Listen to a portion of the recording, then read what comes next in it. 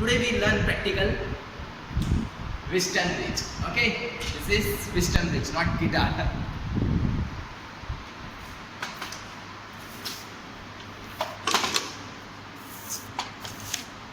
In this practical,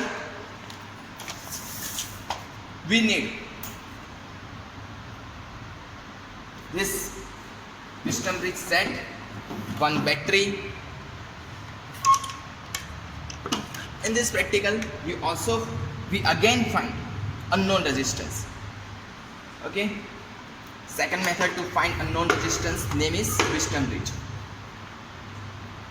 This instrument called galvanometer. In galvanometer, there are deflection between 0 to 30, 0 to 30. This one is known as a resistance box. यहाँ पर value लिखी हुई है 1, 2, 2, 5, 10. वैसे ही same 100, 50, 20, 20 and infinite. मान लो ये number वाली की मैं निकाल रहा हूँ. So here resistance of this resistance box is 1 ohm. Now we take this to key, then resistance of this resistance box is 5 plus 1, 6 ohm. Clear all of you? How to count resistance from resistance box? Now another key of 10 ohm. So total resistance of this resistance box in now 10 plus 5 plus 1, 16 ohm. Okay. This one is rheostat. Okay. First, now we draw the circuit diagram of Western bridge. Then we connect the circuit. Okay.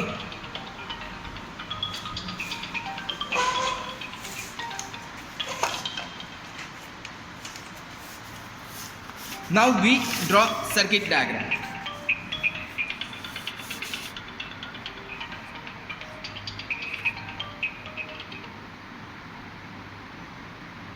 This is symbol of battery. E volt battery. विस्टम bridge समझने के लिए पहले हम उसकी एक दूसरी circuit समझ लेते हैं जिसमें हमने 4 टर्मिनल लिए हुए थे. A terminal, B terminal, C terminal and D terminal.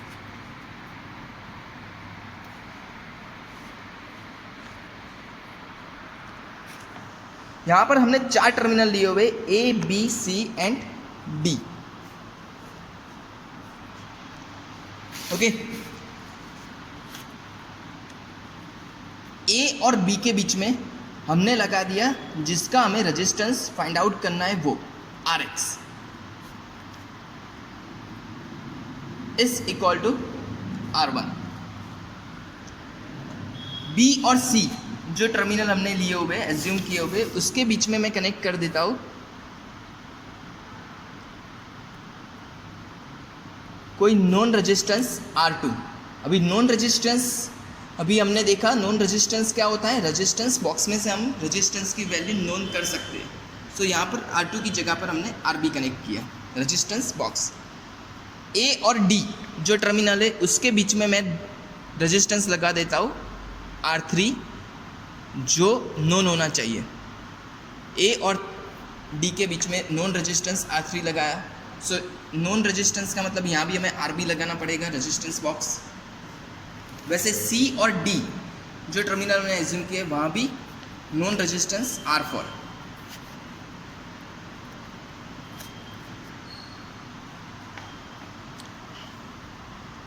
ए जो टर्मिनल है उसके साथ हम बैटरी पॉजिटिव कनेक्ट कर देते हैं और बैटरी नेगेटिव से वायर रियोस्टेट लोअर टर्मिनल, ये वाला हो जाएगा रियोस्टेट लोअर टर्मिनल, और रियोस्टेट के अपर टर्मिनल से वायर लेकर उसको सी में डाल देना.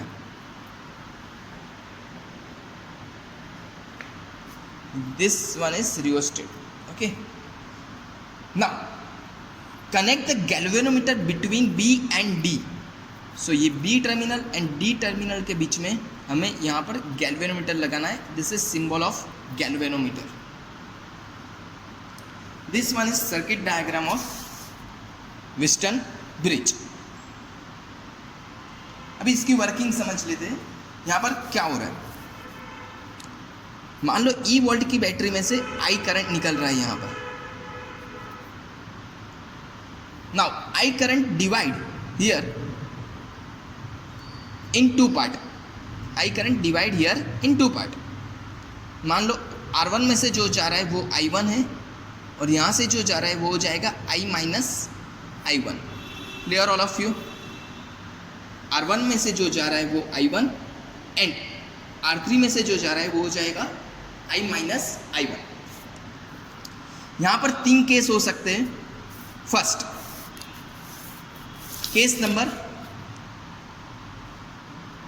केस वन,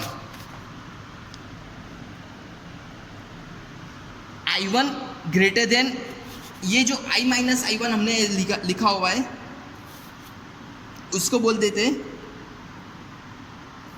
R3 में से पास हो रहा है तो I3 बोल देते हैं उसको। ओके, यहाँ पर जो केस हो रहा है वो हम बता देते हैं। ऐसा हो सकता है I1 ग्रेटर देन I3, या फिर दूसरा केस क्या हो सकता है I1 less than I3, and third case we know only I1 equal to I3. Okay, here 3 cases can happen. First, I1 greater than I3, I1 less than I3, and third is I1 equal to I3. I1 में से current ज़्यादा कब जाएगा, जब उसका resistance की value कम होगी। I1 की रेजिस्टेंस की I1 जहाँ से पास हो रहा है वो रेजिस्टेंस की वैल्यू कम होगी, तभी जाकर वो वैल्यू ज़्यादा होगी करंट की। रेजिस्टेंस I1 जहाँ से पास हो रहा है उसके रेजिस्टेंस को हमने बोला हुआ है R1। सो R1 की वैल्यू कंपेयर टू R3 जब छोटी होगी तब जाकर हमें ये वाला केस मिलेगा। Clear all of you? Okay, now I1 की वैल्यू यहाँ पर छोटी बताई हुई है। सो यहाँ पर क्या होगा, रेजिस्टेंस ऑफ R1 R3 से ज़्यादा होगा। In this case current divide equally, so resistance on that two path are equal, so R1 is equal to R3 in this case. So R1 is equal to R3 in this case. Clear all of you? Wheatstone bridge work only on in this case. Okay. वो कैसे हो रहा है वो बता देता हूँ। मान लो केस 1 है, केस 1 में I1 is greater than I3, so I1 की वैल्यू जो B पर आ रही है और I3 की वैल्यू छोटी है, so current comes on B greater than that currents comes on point B terminal. So और करंट की कैरेक्टरिस्टिक्स होती है वो ज़्यादा से कम तरफ डायरेक्शन में जाता है। यहाँ पर करंट ज़्यादा आ रहा है, so direction of the current from galvanometer is B2D। So galvanometer यहाँ पर क्या बताएगा, B2D डायरेक्शन में उसमें से करंट फ्लो होगा, तो गैल्वेनोमीटर को एक साइड डिफ्लेक्शन बताएगा। तो यहाँ पर गैल्वेनोमीटर B2D डायरेक्शन में करंट फ्लो होने से मान लो राइट हैंड साइड डिफ्लेक्शन बता रहा है, ये एज्यूम किया हुआ है। सेकंड केस में क्या होगा, I3 की वैल्यू I1 से ज़्यादा है, I3 की वैल्यू I1 से ज़्यादा है। सो यहाँ पर जो करंट आ रहा है वो कंपेयर टू यहाँ जो आ रहा है उससे ज़्यादा होगा। करंट की कैरेक्टरिस्टिक्स के हिसाब से वो करंट फ्लो अभी direction D to B direction में होगा, जो अपोजिट थी, जो अपोजिट है वो जो हमने बताया उससे। सो करंट की डायरेक्शन यहाँ पर अपोजिट होगी, सो गैल्वेनोमीटर डिफ्लेक्शन पहले जो बता रहा था उससे अपोजिट डायरेक्शन में बताएगा। Okay, now third case, current I1 is equal to I3 हो रहा है। ये केस में I1 इक्वल टू I3 है, इसलिए यहाँ पर जो करंट आ रहा है वही करंट की वैल्यू यहाँ पर है। सो डायरेक्टली करंट गैल्वेनोमीटर में से पास नहीं होगा, वो डायरेक्टली B2C पाथ में जाएगा, यहाँ से डायरेक्टली D2C, और D2C पाथ में यहाँ से मिक्स होकर वापस हमें I करंट मिल जाएगा.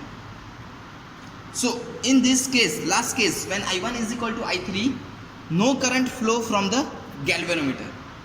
So galvanometer shows null deflection. Null deflection मतलब 0 नंबर पर वो डिफ्लेक्शन बताएगा exactly मिडल में.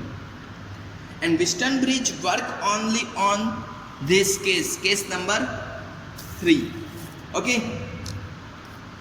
अब when case number 3 होगा तब यहाँ पर क्या हो रहा है, ये वैल्यू और ये वैल्यू की रेजिस्टेंस की वैल्यू इक्वल होगी. सेम मैनर यहाँ पर जो रेजिस्टेंस R2 है और यहाँ पर जो रेजिस्टेंस R4 है उसकी भी वैल्यू इक्वल रहेगी.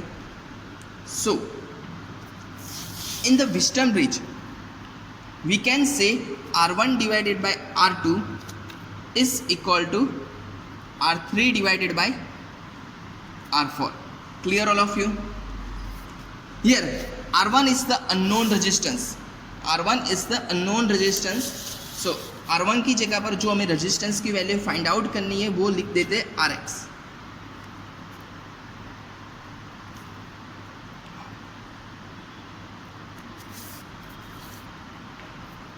R3 divided by R4. Rx को सब्जेक्ट बना देते हैं. Rx की वैल्यू रहेगी Rx is equal to R2 multiply by R3 divided by R4. अभी हमें R2, R3 और R4 तीनों वैल्यू यहाँ पर हमने रेजिस्टेंस बॉक्स लिए हुए हैं, तो वो तीनों वैल्यू नोन है, पर तीन रेजिस्टेंस बॉक्स यहाँ पर लेने पड़ रहे हैं नॉन रेजिस्टेंस के लिए. उसकी जगह पर हमने यहाँ पर जो रेजिस्टेंस रखा हुआ है R2, वहाँ पर तो रेजिस्टेंस बॉक्स ले लिया RB, तो R2 की जगह पर तो मैं RB लिख देता हूँ. Rx is equal to R2 की जगह पर लिख दिया RB. R3 और R4 की जगह पर RB लिखने के अलावा मैंने एक आइडिया किया, resistance depended on length. Okay, so यहाँ पर मैंने A और C के बीच में ऐसे स्टील का वायर ऐसे कनेक्ट कर दिया. A और C के बीच में स्टील का वायर कनेक्ट कर दिया, और B से वायर जो गैल्वेनोमीटर जा रहा था, गैल्वेनोमीटर टू D टर्मिनल, अभी D टर्मिनल जाने के लिए गैल्वेनोमीटर से वायर हमने जॉकी के साथ कनेक्ट किया. This instrument is called jockey. Okay, इसको हम वायर पर घुमाएंगे, जो हमने A to C के बीच में कनेक्ट वायर किया हुआ है उसके ऊपर हम ऐसे मूव करेंगे. जहाँ पर भी गैल्वेनोमीटर जीरो डिफ्लेक्शन बता रहा है वो टर्मिनल हो जाएगा D टर्मिनल. मान लो A to C के बीच में हमने जो वायर कनेक्ट किया हुआ है उसके ऊपर ये वाले पोजीशन पर गैल्वेनोमीटर जीरो डिफ्लेक्शन बता रहा है, सो ये टर्मिनल हो जाएगा D terminal. Okay, now AD के बीच में हमने रेजिस्टेंस लगाया हुआ था R3. अभी यहाँ पर हमने वायर ले लिया हुआ है, A to D जो लेंथ है उसको मैं मान लेता हूँ L1 है. A to D जो हमने लेंथ नोट डाउन की उसको बोल देता हूँ L1, और A to C में हमने 100 सेमी का वायर लिया हो तो जो बाकी बची है वो लेंथ क्या हो जाएगी 100 minus L1.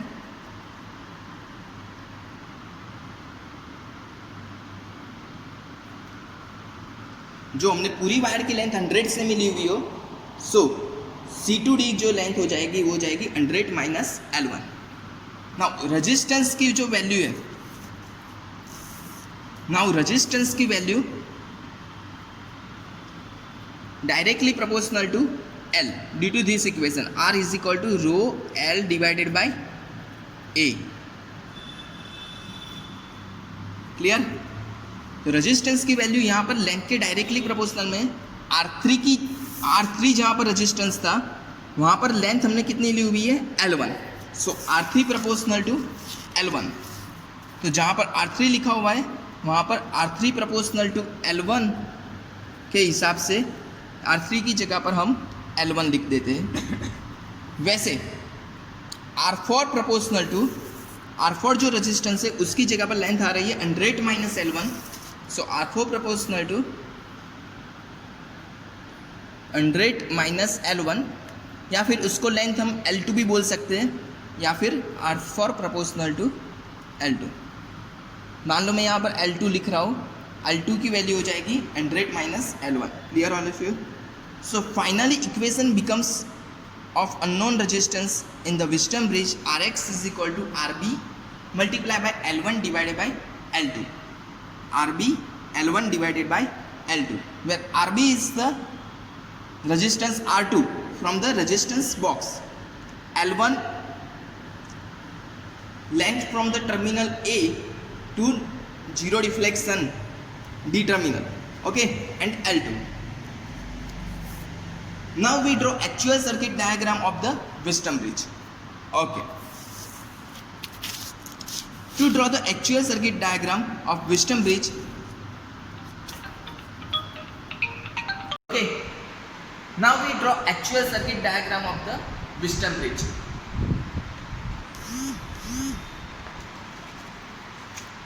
Now in Wheatstone bridge instrument, as discussed, ये जो इंस्ट्रूमेंट आप देख रहे हो वो हो जाएगा Wheatstone ब्रिज का। हमने जो 4 टर्मिनल लिए थे उसमें से 3 टर्मिनल यहाँ पर बताए हुए हैं, तो मैं आपको 3 टर्मिनल कहाँ पर कौन सा टर्मिनल वो बता देता हूँ। ये वाला जो टर्मिनल है यहाँ से लेकर ये वाला पूरा वो टर्मिनल हो जाएगा ए टर्मिनल, ये वाला ए टर्मिनल। ये जो हमने ए टर्मिनल लिया हुआ था वो Wheatstone ब्रिज इंस्ट्रूमेंट में हो जाएगा, उसका शेप ऐसे दिया हुआ है, ये ए टर्मिनल। ये मिडल में जो टर्मिनल दिया हुआ है वो हो जाएगा बी टर्मिनल। क्लियर? यहाँ से लेकर पूरा यहाँ तक बी टर्मिनल, जो हमने डायग्राम में यहाँ पर बनाया हुआ था B terminal. Now C terminal, यहाँ से लेकर ये पूरा टर्मिनल हो जाएगा C terminal. Clear all of you? जो हमने डायग्राम में बताया हुआ था इधर। So one question, where is the D terminal? To find the D terminal we connect the full circuit accurate. सबसे पहले हम सर्किट बना देते हैं, जैसे यहाँ पर इंस्ट्रूमेंट पड़ा हुआ है वैसे ही हमें सर्किट बनानी है। सबसे पहले ए टर्मिनल, ए टर्मिनल में यहाँ पर हमारा शेप कैसा बताया हुआ है, एल शेप ऐसे बताया हुआ है, तो वैसा ही हम पेज पर एल शेप बना देते हैं।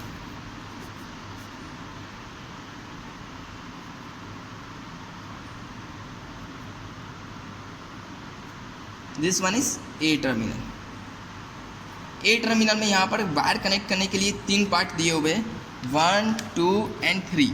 सो हम ऐसे तीनों पार्ट बना देते हैं। Now B terminal, B terminal is the straight, उसमें भी 3 टर्मिनल दिए हुए to connect the wire. So circuit में भी हम सेम वे ऐसे बी टर्मिनल बना देते हैं।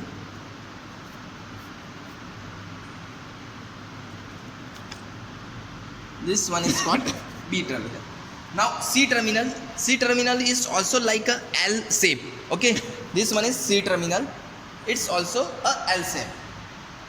So पेज में जब हम सर्किट डायग्राम बना रहे हैं, इंस्ट्रूमेंट में जैसा बनाया हुआ है वैसे ही हमने सर्किट डायग्राम में शेप दे दिए तीनों टर्मिनल के, A, B and C। उसमें भी ऐसे 3 वायर कनेक्ट करने के लिए टर्मिनल दिए हुए थे। This one is called C terminal. Now in the instrument A and C के बीच में देखो ऐसे स्टील का वायर कनेक्टेड है, ए टू सी के बीच में स्टील का वायर कनेक्टेड है।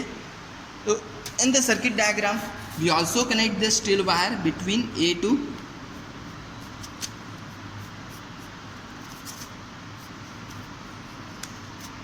टू सी के बीच में हमने स्टील का वायर ऐसे कनेक्ट कर दिया। Clear all of you?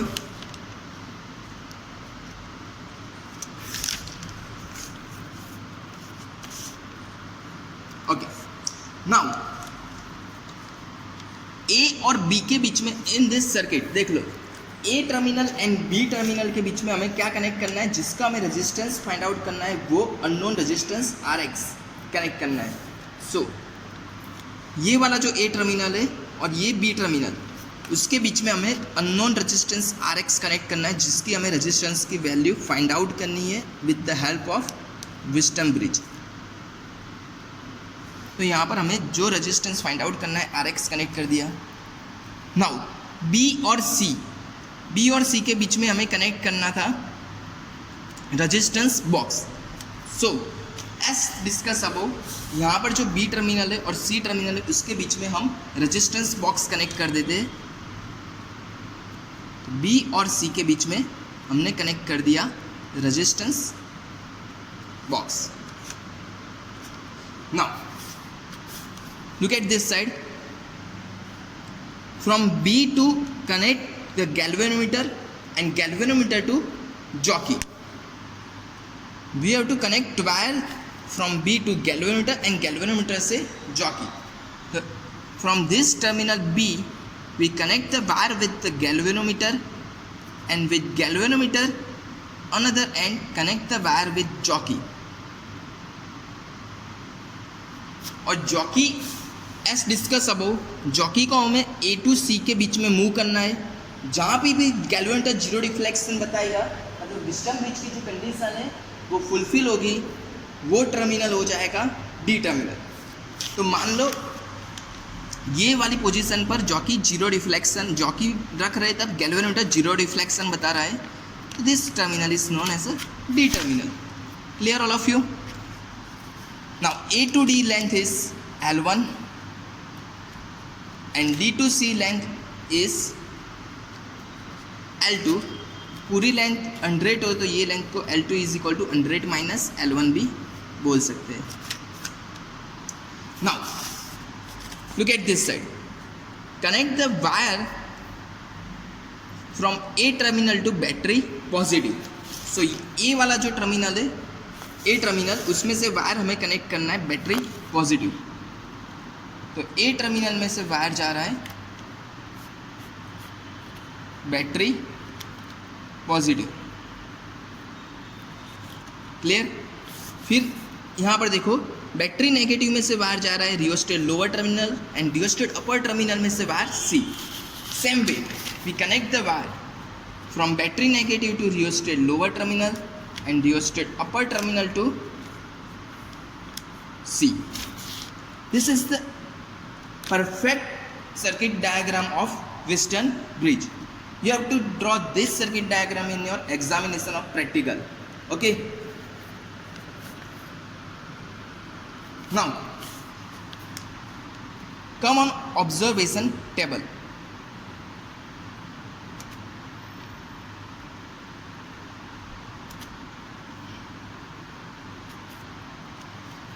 Here we have to find unknown resistance Rx and we get equation Rx is equal to Rb into L1 divided by L2. Clear? Rx हमें find out करना है। So last column of the observation table is Rx और उसकी equation रहेगी Rb multiply by L1 divided by L2. So last column observation table is पहले से fix हो जाएगा, जो हमें find out करना है वो। Now for the first column L1 and L2 value जो है जीरो रिफ्लेक्शन जहाँ पर आ रहा है उसके हिसाब से हमें मिल जाएगी automatically. So we have to choose value of RB by our self. So RB की वैल्यू फर्स्ट कॉलम में आएगी जो हमें चॉइस करनी रहेगी। According to the RB value we get to value, first L1 and second L2, and from the calculation we get our answer unknown resistance of the given unknown resistor. Clear? Observation table. How to draw observation table? From the equation I draw whole observation table. RB की value हमें choice करनी है। Now we after drawing the circuit diagram first we connect this circuit. Okay. Now put all instrument as a circuit diagram. Okay. First. Okay. This one is A terminal. This one is B terminal. Between A and B, we have to connect unknown resistance, unknown resistor Rx. तो A and B के बीच में unknown resistor रख दिया हमने, जैसे बताया हुआ था वैसे। From B to we have to connect wire with galvanometer and galvanometer से वायर जा रहा है jockey. For that we put galvanometer B and here jockey. Now B और C के बीच में लगाना है रेजिस्टेंस बॉक्स। सो ये जो वाला जो रेजिस्टेंस बॉक्स है वो हमने रख दिया between B and C. Now from battery positive to from battery positive to connect with A. So हमने ये बैटरी पॉजिटिव से वायर रखना है ए के साथ। तो यहाँ पर हमने बैटरी रख दी है। बैटरी नेगेटिव से वायर जा रहा है रियोस्टेट लोअर टर्मिनल, तो बैटरी नेगेटिव से rheostat lower end rheostat upper terminal से वायर चला जाएगा C. Now we connect the circuit, okay, as strong as in the circuit diagram. Now we check the circuit are connected perfectly or not. To check the circuit, put this jockey on A terminal and show deflection of the galvanometer. It's one side full deflection. red arrow comes on the full deflection in one side. Now on LHS side. Now put the jockey on the C terminal and so full deflection of the galvanometer in the opposite direction, right hand side in the galvanometer. Clear all of you? So our circuit is perfectly connected in this way. Now we take reading. To take reading, which is the value of RB by ourselves. मान लो मैं RB की value जो choice कर रहा हूँ, first reading के लिए मैं ले रहा हूँ 5, सेकेंड रीडिंग के लिए 10, 15 और 20। मान लो ऐसे मैंने 4 रीडिंग्स ले लिए। आरबी की जो वैल्यू और यूनिट ऑफ रेजिस्टेंस बॉक्स की जो रेजिस्टेंस की यूनिट रहेगी वो हो जाएगी ओम। यहाँ पर जो लेंथ मिलेगी वो इन यूनिट सेमी में मिलेगी, उसको मीटर में कन्वर्ट करना पड़ेगा। बट जो फाइनल आंसर है उसमें सेमी डिवाइड बाई सेमी मतलब मीटर में कन्वर्ट नहीं करोगे तो अभी डायरेक्टली आंसर हमें मिल जाएगा। Clear? Now for first reading we have to take value of RB is 5 ohm. So this one is RB. We have to take value of RB 5 ohm. Now we pull down this key, which resistance is 5 ohm, and check all keys are tight or not. Now resistance of resistance box is 5 ohm. Now we move jockey between A to C के galvanometer में zero deflection आना चाहिए। Okay, सो ए से लेकर सी में jockey ऐसे on the part jockey को move करना है only on steel part of the wire. Start. Now we take resistance from resistance box is 5 ohm. Now we move jockey from A to C and check deflection become 0. Now ये जो jockey है वो हमें wire पर ही move करनी है। मान लो बीच में वायर में मूव करते करते ऐसे वायर से बाहर चला जा रहा है तो गैल्वेनोमीटर ऑटोमेटिकली जीरो डिफ्लेक्शन बता देगा, वो गलत आंसर होगा।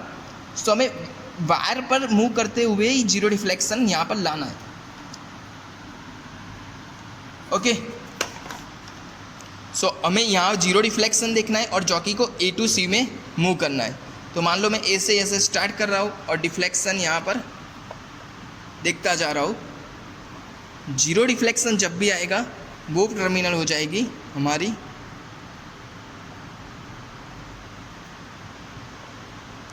देखो now red arrow going towards the zero. Okay, now we get zero deflection.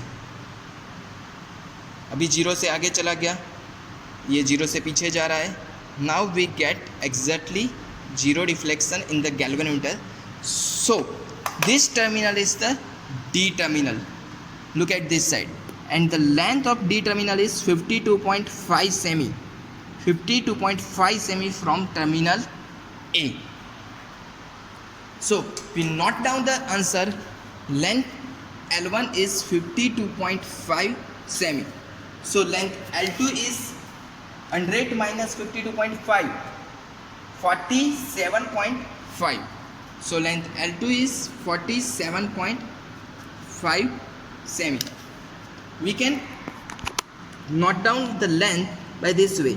52.5 जो यहाँ पर लिखा हुआ है उसके एग्जैक्टली सामने जो लेंथ आ रही है नीचे वाली जो स्केल है वो हो जाएगी L2। Clear? 47.5. Now for second reading, we take value from the resistance box is 10 ohm. So from resistance box we ये जो 10 ohm वाली की है वो मैं निकाल रहा हूँ. So resistance of this resistance box is now 10 ohm. Now we do again same process, move jockey between A to C, and so deflection in the galvanometer is when become 0. मैं यहाँ पर A से लेकर C में jockey move कर रहा हूँ और जीरो डिफ्लेक्शन जहाँ पर आएगा वो लेंथ में नोट डाउन कर दूँगा. जैसे ही वायर से नीचे आ जाएगी जॉकी तो जीरो डिफ्लेक्शन ऑटोमेटिकली आ जाएगा. वो आंसर गलत होगा. हमें वायर पर मूव होते हुए जीरो डिफ्लेक्शन लाना है. देखो ये जीरो हो गया, ये जीरो से छोटा वाला डिफ्लेक्शन, ये जीरो से बड़ा, और ये exactly zero deflection. For zero deflection jockey here length from terminal A is 36 semi and from terminal C is 64 semi. L1 is 36 and L2 is 64. Note down this value. L1 is 36 and 64. Now take value from the resistance box is 15 ohm. To take 15 ohm, 10 plus 5, 15. Now resistance of this resistance box is 15 ohm. We do same process again. Look at in the galvanometer and move jockey between A to C. When galvanometer shows zero deflection, is fulfill the Wheatstone bridge condition. Okay, now zero deflection. So length in this case will be 27 is L1. 27 is L1 and 73 is L2. Clear? So 27 is L1 and 73 is L2. Now last reading, 20 ohm.